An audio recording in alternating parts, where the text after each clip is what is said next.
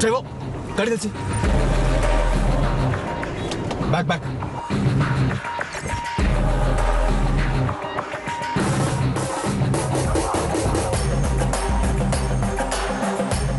ನಿಮ್ಮ ಹೆಂಡತಿ ಹೇಳಿದ್ದಕ್ಕೆ ತಾನೇ ನನ್ನ ಕಂಪ್ಲೇಂಟ್ ವಾಪಸ್ ತಗೊಂಡಿದ್ದು.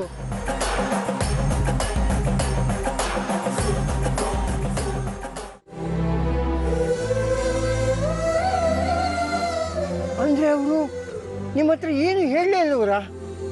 ದೇವರಂತವ್ರವರು ಅಲ್ಲ, ತುಂಬ ದೊಡ್ಡ ಮನಸ್ಸು ಅವ್ರದ್ದು.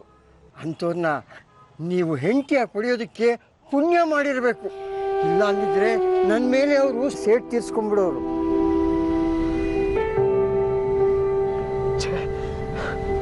ಎಂತ ಕೆಲಸ ಆಗೋಯ್ತು ಅಂದ್ರೆ ಇದೆಲ್ಲ ವಿಕ್ರಾಂತ್ ಕೆಲಸನಾ? ಹೌದು ಸರ್.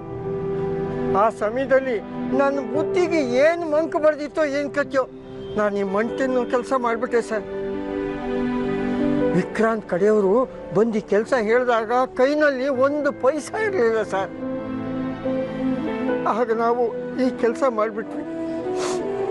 ಇದು ಮಾಡಿದ್ರಿಂದ ಕೆಟ್ಟದೇ ಆಯ್ತೇ ವಿನಃ ಏನೂ ಒಳ್ಳೇದಾಗಲಿಲ್ಲ. ತುಂಬ ಕಷ್ಟದಲ್ಲಿದ್ವಿ ಸರ್. ಆಗ ನಿಮ್ಮ ಹೆಂಡತಿಯವರೇ ಬಂದು ನಮ್ಮ ಕೈ ಹಿಡಿದ್ರು. ಇಲ್ಲದೆ ಹೋಗಿದ್ದಿದ್ರೆ ನಮ್ಮ ಗತಿ ದೇವರೇ ಗತಿ ಆಗ್ಬಿಡೋದು ಸರ್.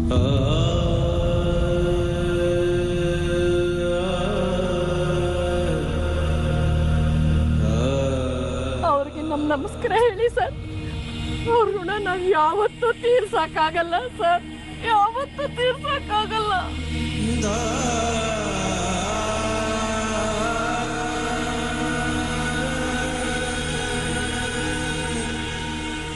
ನಾವಿನ್ನು ಹೋಗ್ಬೋದಾ ಸರ್?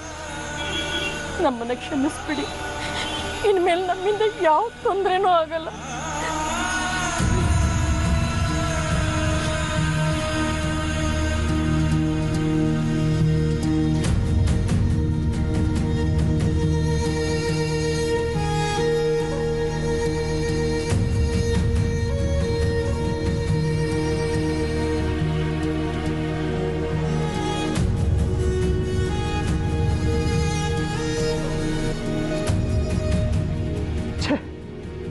ಎಂತ ಅನ್ಯಾಯ ಆಗೋಯ್ತು. ನಾನು ಎಷ್ಟು ದೊಡ್ಡ ತಪ್ಪು ಮಾಡಿದೆ. ಶ್ರದ್ಧಾ ತಾನೇನು ಮಾಡಿಲ್ಲ, ತಂದೇನು ತಪ್ಪಿಲ್ಲ ಅಂತ ಎಷ್ಟು ಸಲ ಕೇಳ್ಕೊಂಡ್ರು. ನನಗೇನು ಮಾತಾಡಕ್ಕೆ ಅವಕಾಶ ಕೊಡದೆ ನೀವು ಕೊಡಲ್ಲ ಅವಕಾಶ ಕೊಡಲ್ಲ. ನೀವು ಯೋಚನೆ ಮಾಡ್ತಾ ಇರೋ ರೀತಿ ತಪ್ಪಲ್ಲ. ಆದ್ರೆ ಇವಾಗ ಮಾತಾಡೋಕೆ ಅವಕಾಶನೇ ಕೊಡ್ತಾ ಇಲ್ಲ. ಅದಕ್ಕೆ ಸರಿಯಾಗಿ ಎಲ್ಲದೂ ನೀವು ನನ್ನ ತಪ್ಪು ತಿಳ್ಕೊಳ್ಳೋ ಹಾಗೆ ಆಗ್ತಾ ಇದೆ. ನೀವು ಅನ್ಕೊಂಡಿರೋದೆಲ್ಲ ಸುಳ್ಳು.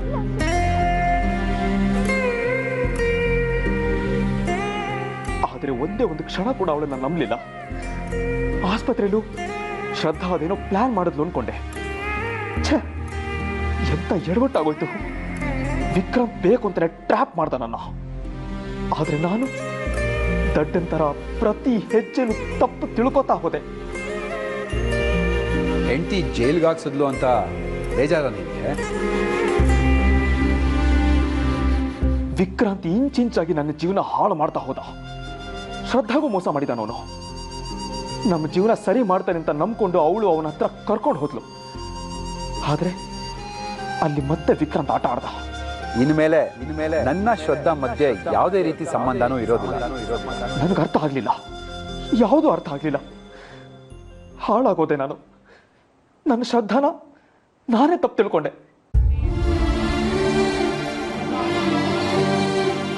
ಇಡೀ ವಿಶ್ವಕ್ಕೆ ನೀನು ಭುವನ್ ಹೆಂಡತಿ ಆಗಿರ್ಬೋದು, ಆದ್ರೆ ಖುದ್ದು ಭುವನಿಗೆ ನೀನು ಬೇಕಾಗಿಲ್ಲ.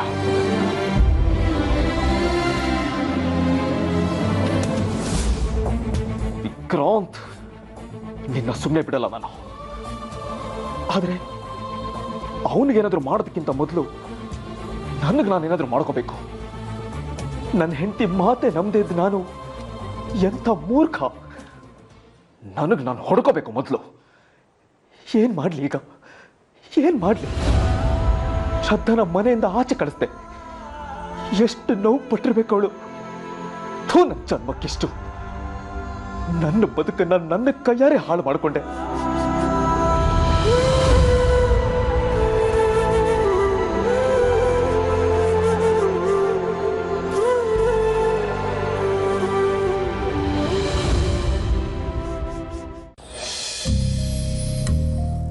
ಊರ್ಮಿ, ಬೆಳಗ್ಗೆಯಿಂದ ಯಾಕೋ ತುಂಬಾ ಬೇಜಾರಲ್ಲಿದ್ಯಲ್ಲೇ, ಏನಾಯ್ತು ನಿಂಗೆ? ಹಾಗೆಲ್ಲ ಏನಿಲ್ಲ ಮಾಮ್. ಆದ್ರೆ ಈ ಶ್ರದ್ಧಾ ಮನೆ ಬಿಟ್ಟು ಹೋದ್ರು ನಮ್ಮ ಭುವಿ ಯಾಕೋ ವಿಚಿತ್ರವಾಗಿ ಆಡ್ತಾ ಇದ್ದಾನಲ್ಲ, ಅದಕ್ಕೆ ಯೋಚನೆ. ಸ್ವಲ್ಪ ತಡ್ಕೊಳೆ. ಐಶ್ವರ್ಯ ಬೇಕು ಅಂದ್ರೆ ಅರ್ಧ ರಾತ್ರಿ ಸಿಗತ್ತಾ ಹೇಳು? ಸಮಾಧಾನ ಮಾಡ್ಕೋಬೇಕು. ಇನ್ನೊಂದು ಸ್ವಲ್ಪ ದಿನ ವೆಯ್ಟ್ ಮಾಡು. ಹೆಂಗೋ ಇಷ್ಟು ದಿನಾನೇ ಒದ್ದಾಡಿದ್ಯಂತೆ. ಅದೆಲ್ಲ ಏನೋ ಸರಿ, ರಿಸಲ್ಟ್ ಸಿಗುತ್ತೆ ಅನ್ನೋದಾದ್ರೆ ಕಾಯೋದಿಕ್ಕೆ ನನಗೇನು ಪ್ರಾಬ್ಲಮ್ ಇಲ್ಲ. ಆದ್ರೆ ಅದು ಸಿಗುತ್ತಾ ಇಲ್ವಾ ಅನ್ನೋದೇ ಡೌಟ್ ಆಗೋಗಿದೆ. ಅದಕ್ಕೆ ತುಂಬಾ ಯೋಚನೆ ಆಗಿರೋದು. ಏನು ಆಗಲ್ಲ ಊರ್ಮಿ, ಯೋಚನೆ ಮಾಡಬೇಡ.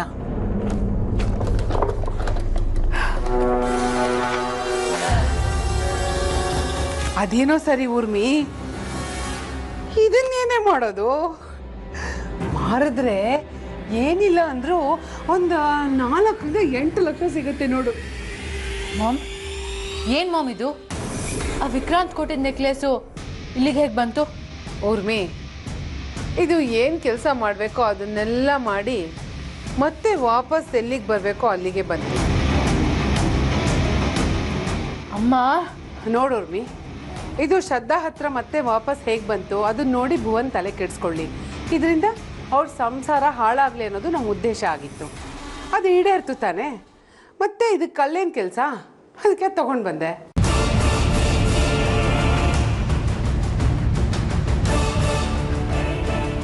ಅಲ್ಲಮ್ಮ, ನಾನು ಅಲ್ಲೇ ಬಿಟ್ಟು ಬರೋದು ಬಿಟ್ಟು ಏನಿದೆಲ್ಲ ಅಸಹ್ಯ. ಒಳ್ಳೆ ದುಡ್ಡಿನ ಪಿಶಾಚಿ ಥರ ಆಡ್ತೀಯಲ್ಲ ಮಮ್ ನೀನು.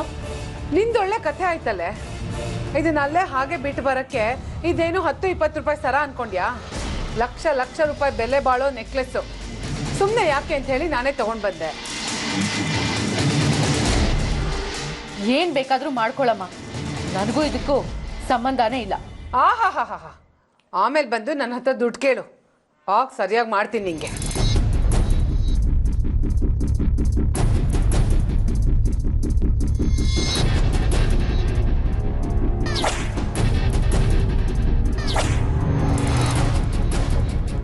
ನನ್ನ ಮೇಲಿನ ಹಳೆ ದ್ವೇಷಕ್ಕೆ ನನ್ನ ಜೊತೆ ನಾಟಕ ಮಾಡಿ ಈಗ ವಿಕ್ರಾಂತ್ ಜೊತೆ ಸೇರ್ಕೊಂಡು ನನ್ನನ್ನು ಆಟ ಆಡಿಸ್ತಾ ಇದ್ದೀನಿ ನೀನು.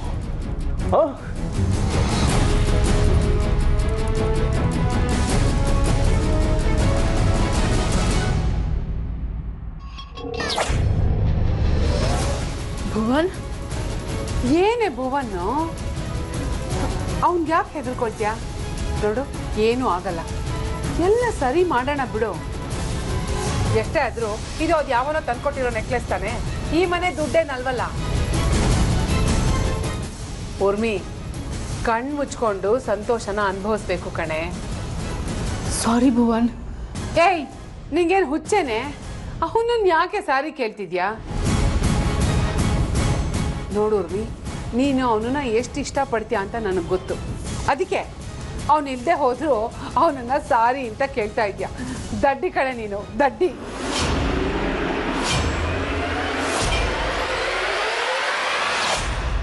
OMG, ಭುವನ್ನು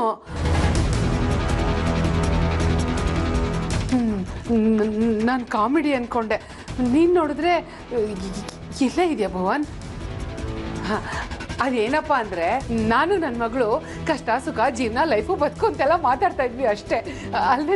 ಅಲ್ವೇನೆ ಊರ್ಮಿ? ನೀಚ್ ಬುದ್ಧಿ ಇರೋ ಅಂತ ಗೊತ್ತಿತ್ತು, ಆದ್ರೆ ಈ ಮಟ್ಟಕ್ಕೆ ಹಿಡಿತೀರ ಅಂತ ಗೊತ್ತಿರಲಿಲ್ಲ. ಅತ್ತೆ ಅಂತ ಹೇಳ್ಕೊಳ್ಳೋದಕ್ಕೂ ನಾಚಿಕೆ ಆಗುತ್ತೆ.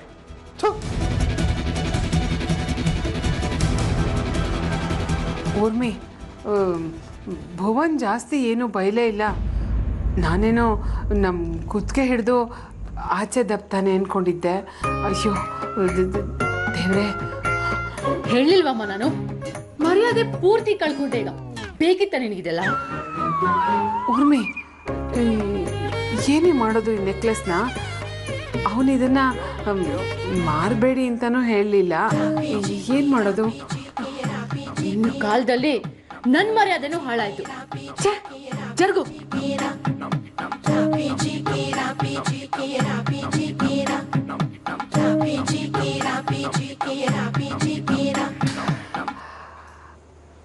OMG.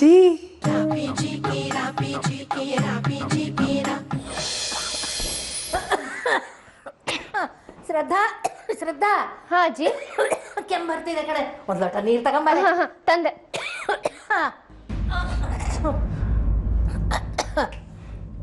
ತಗೊಳ್ಳಿ ಅಜ್ಜಿ. ಅಮ್ಮ, ನಾನು ಇಲ್ಲೇ ಇದ್ನಲ್ಲ, ನನಗೆ ಹೇಳ್ಬಾರ್ದ? ಏನಾಯ್ತೀಗ? ನೀನೇನೋ ಕೆಲಸ ಮಾಡ್ತಾ ಇದ್ದೆ, ತಂದ್ಕೊಟ್ಲು ಅಷ್ಟೇ. ಯಾಕಮ್ಮ, ನಾನು ತಂದು ಕೊಡ್ಬಾರ್ದಾ? ಬಂದಾಗಿಂದ ನೋಡ್ತಾ ಇದ್ದೀನಿ, ಏನು ಸಣ್ಣ ಕೆಲಸ ಮಾಡಕ್ ಹೋದ್ರು ಮಾಡ್ಬೇಡ ಮಾಡ್ಬೇಡ ಅಂತ ತಡೀತಾ ಇದೆಯಲ್ಲಮ್ಮ. ಹೌದು ಜಾನಕಿ, ಯಾಕೆ ಹಿಂಗೆ ಮಾಡ್ತಿದ್ಯಾ ನೀನು? ಮದುವೆ ಮಾಡಿಕೊಂಡು ಗಂಡನ ಮನೆಗೆ ಹೋದ ತಕ್ಷಣ ಮಗಳೇ ಅಲ್ವೇನೆ? ನೀನು ಹೀಗೆಲ್ಲ ಮಾಡ್ತಾ ಇದ್ರೆ ಶ್ರದ್ಧಂಗೆ ತಾನು ಹೊರಗಿನವಳು ಹಂಗೆ ಅನ್ಸಲ್ವೇನೆ? ಅದು ಹಾಗಲ್ಲ ಅಮ್ಮ. ಏನೋ ಪಾಪ ಅಮ್ಮನ ಮನೇಲಿ ಹಾಯಾಗಿ ಒಂದು 2 ದಿನ ಇರೋಣ ಅಂತ ಬಂದಿದ್ದಾಳೆ ಪಾಪ. ಅವಳ ಮನೆಗೆ ಹೋದ್ಮೇಲೆ ಅವಳಿಗಿದೆಲ್ಲ ಇದ್ದೇ ಇದೆ ಅಲ್ವಾ?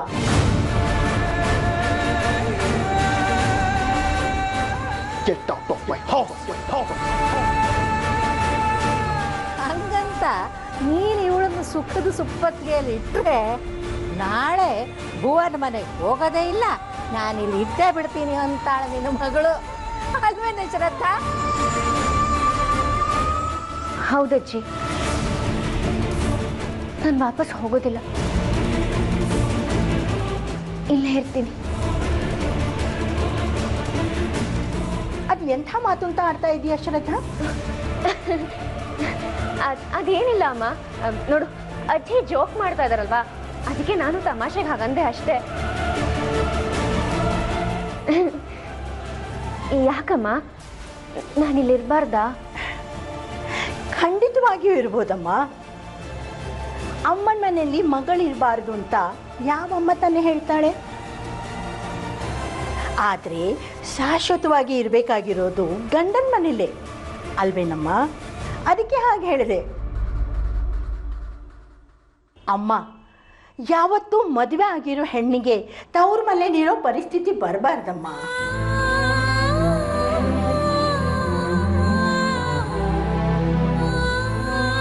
ಸತ್ಯ ಗೊತ್ತಾದ್ರೆ ಅಮ್ಮ ಇಲ್ಲೇ ಇರೋಕೆ ಖಂಡಿತವಾಗ್ಲೂ ಒಪ್ಕೊಳ್ಳಲ್ಲ. ಯಾಕೆ ಒಪ್ಕೋಬೇಕು? ಗಂಡನ ಮನೆ ಬಿಟ್ಟು ಇಲ್ಲೇ ಬಂದಿರ್ತೀನಿ ಅಂದ್ರೆ ಯಾವ ತಾಯಿನೂ ಒಪ್ಪಲ್ಲ. ಅದು ಇವ್ರ ದೃಷ್ಟಿಯಲ್ಲೆಲ್ಲ ಭುವನ್ ದೇವ್ರಂತವ್ರು. ಇದನ್ನೆಲ್ಲ ಹೇಗೆ ಮ್ಯಾನೇಜ್ ಮಾಡಲಿ ನಾನು?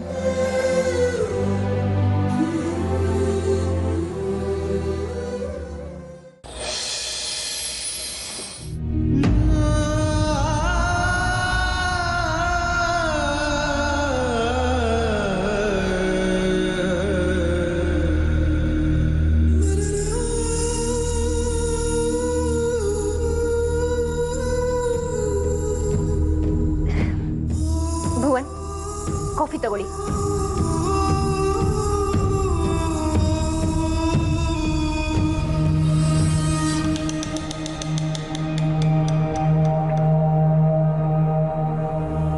ಎಂತ ನೀಚ ನಾನು! ಮನಸ್ಸಿನ ತುಂಬ ದ್ವೇಷ ಕೋಪ ತುಂಬಿಕೊಂಡಿದ್ದ ಭುವನ್ನು ಬದಲಾಗ್ಬಿಟ್ಟ ಅನ್ನೋ ಭ್ರಮೆಲಿದ್ದೆ. ನಿನ್ನನ್ನು ಮನಸಾರೆ ಇಷ್ಟಪಟ್ಟರು ನೀ ನನ್ನ ಮೋಸ ಮಾಡಿಬಿಟ್ಟೆ ಅನ್ನೋ ಭ್ರಮೆಲಿದ್ದೆ. ಆದ್ರೆ ನಿಜವಾದ ಅಪರಾಧಿ ನಾನೇ ಶ್ರದ್ಧಾ, ನಾನೇ. ನಿನ್ನಂತವಳನ್ನ ಅನ್ಯಾಯವಾಗಿ ಅನುಮಾನಿಸಿ ಅವಮಾನ ಮಾಡಿಬಿಟ್ಟೆ. I am sorry Shraddha, really sorry.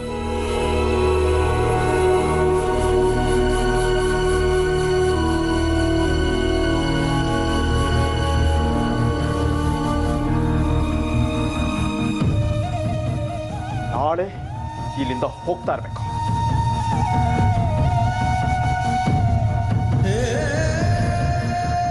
ಅಯ್ಯೋ ಭುವನ್, ಹಾಗದಲ್ಲಿ ಪ್ಲೀಸ್.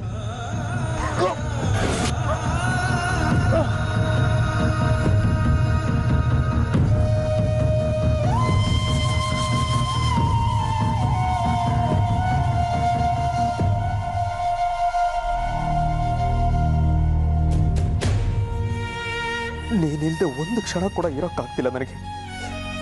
ನಿನಗೆ ಮಾಡಿರೋ ಅನ್ಯಾಯ, ನಿನ್ನ ನಡೆಸ್ಕೊಂಡ ರೀತಿ, ಆ ನೆನಪು ನನ್ನನ್ನು ಕಿತ್ತು ತಿಂತಾ ಇದೆ. ನಿನ್ನಷ್ಟು ನನ್ನನ್ನು ಇಷ್ಟಪಡೋರು ಮತ್ತೊಬ್ರಿಲ್ಲ ಅನ್ನೋದು ನನಗೆ ಅರ್ಥ ಆಯ್ತು ಶ್ರದ್ಧಾ. ನನ್ನೆಲ್ಲ ತಪ್ಪಿಗೂ ನಿನ್ನ ಹತ್ರ ಕ್ಷಮೆ ಕೇಳಲೇಬೇಕು ನಾನು. ಈ ಗಿಲ್ಟಿಂದ ನಾನು ಹೊರಗಡೆ ಬರಬೇಕು ಅಂದ್ರೆ ನೀನನ್ನು ಕ್ಷಮಿಸಲೇಬೇಕು. ಇನ್ಯಾವತ್ತೂ ನಿನ್ನನ್ನು ಅನುಮಾನಿಸಲ್ಲ ನಾನು. ಇನ್ಯಾವತ್ತೂ ನಿನ್ನ ನಾನು ದೂರ ಮಾಡ್ಕೊಳ್ಳಲ್ಲ ಶ್ರದ್ಧಾ. ನಾನು ಬರ್ತೀನಿ.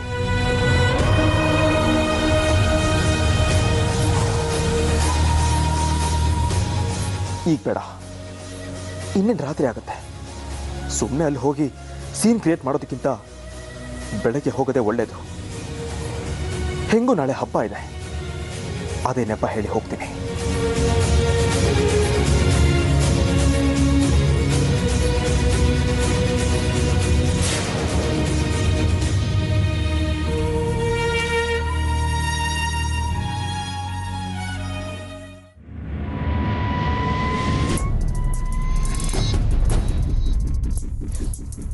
ಯಾರು ನೀವು? ನನ್ನ ಯಾಕೆ ಫಾಲೋ ಮಾಡ್ತಿದ್ದೀರಾ? ನನ್ನ ಪಡಗ್ ನನ್ನ ಬಿಟ್ಬಿಡಿ. ಬಿಡ್ಬೇಕಾ ನಿನ್ನ?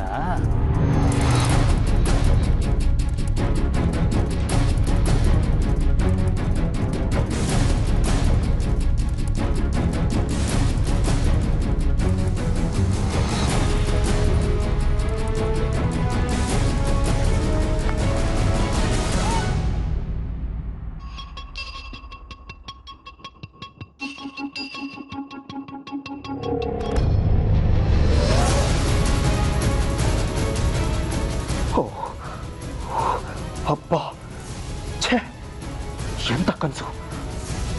ಇಲ್ಲ, ಶ್ರದ್ಧಾಗೇನು ಆಗ್ಬಾರ್ದು. ಅವಳು ನನ್ನವಳು, ಉಳಿಸ್ಕೋಬೇಕು ಅವಳನ್ನ. ಸುಮ್ಮನೆ ಹೇಳಿ ಥರ ಮನೇಲೇ ಇದ್ದೀನಿ. ಇಲ್ಲ, ನೋ ವೇ. ಐ ನೀಡ್ ಶ್ರದ್ಧಾ. ಶ್ರದ್ಧಾ ಬೇಕು ನನಗೆ.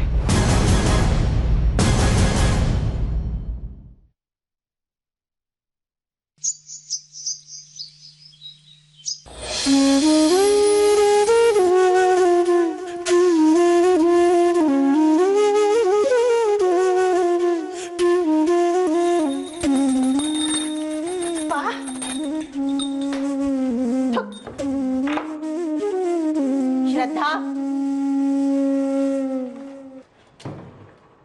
ಶ್ರದ್ಧಾ. ಅಮ್ಮ, ಏನಮ್ಮ ನೀನು ಇನ್ನು ಹೀಗೆ ಕೂತಿದೆಯಲ್ಲ? ಇವತ್ತು ಗೌರಿ ಹಬ್ಬ ಅಮ್ಮ, ನಾಳೆ ಗಣೇಶನ ಹಬ್ಬ. ಸೋಮವಾರತನ ಮಾಡ್ಕೊಂಡು ಇನ್ನು ರೆಡಿ ಆಗದೆ ಕೂತಿದೀಯ. ಹೋಗ್, ಬೇಗ ಹೋಗು, ಸ್ನಾನ ಮಾಡ್ಕೋ. ಅಲ್ಲಿ ನೋಡು, ಇವನು ಸುರೇಶ ಎಷ್ಟು ಚೆನ್ನಾಗಿ ರೆಡಿ ಆಗ್ಬಿಟ್ಟಿದ್ದಾನಾಗ್ಲೇ. ಸುರೇಶ ಜಾಣ, ಶ್ರದ್ಧಾ ದಡ್ಡಿ. ಶ್ರದ್ಧಾ ದಡ್ಡಿ. ಹೌದಪ್ಪ, ನಾನು ದಡ್ಡಿನೇ. ಹೊರಟೆ ಅಮ್ಮ, ಈಗಲೇ ಹೋಗ್ತೀನಿ. ಶ್ರದ್ಧಾ, ನೀನು ಹೊರಡೋಕ್ ಮುಂಚೆ ಭುವನಿಗೆ ಫೋನ್ ಮಾಡು. ಹಬ್ಬದ ಹೊತ್ತಿಗೆ ನೀನಿಲ್ಲಿರ್ತೀಯ ಅಂತ ನಾನು ಅಂದ್ಕೊಂಡೇ ಇರಲಿಲ್ಲ. ಮದುವೆ ಆದಮೇಲೆ ಮೊದಲನೇ ಹಬ್ಬ ಇದು, ನಮ್ಮನೇಲೇ ಆಗಬೇಕು.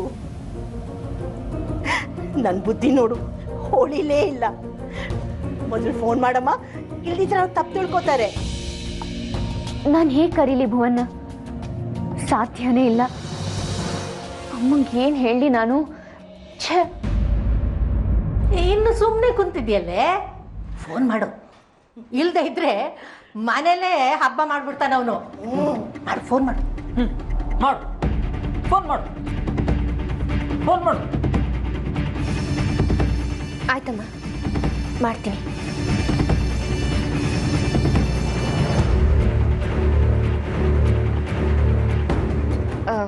ಹೆಲೋ ಭುವನ್, ಅದೇನು ಅಂದ್ರೆ ನಾನು ಮಾತಾಡ್ತೀನಿ. Hello hello hello hello hello, ಯಾರು ಮಾತಾಡ್ತಾ ಇಲ್ಲ. ಶ್ರದ್ಧಾ, ಸುಳ್ಳು ಹೇಳ್ತಾ ಇದೀಯಾ?